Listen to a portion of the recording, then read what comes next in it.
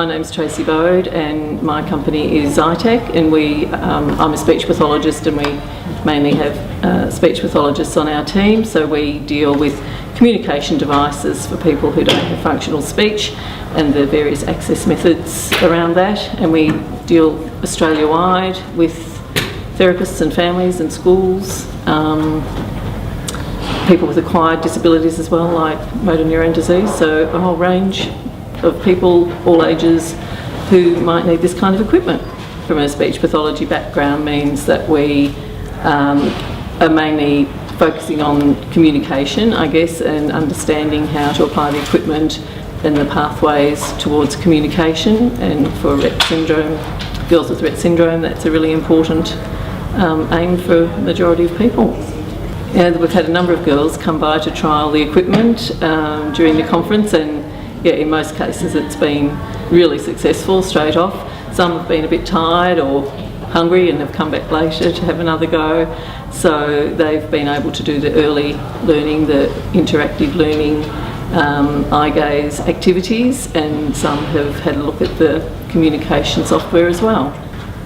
I suppose, as with many career paths, some of them you fall into, and I would say that's probably how I went from being a clinical speech pathologist to running a business. So probably wasn't as well planned as it might have seemed, but it certainly has complemented one career path with the other in terms of the practical application of the equipment. Yeah, it's interesting how those things evolve. Really, as a speech pathologist, I specialised in the area of alternative and augmentative communication, and then probably the equipment, the assistive technology and its application, and then had the opportunity to start a business many years ago, which was the Australian office of an American company. So they asked me to start that company in Australia, their Australian office, and then progress to having my own business later on.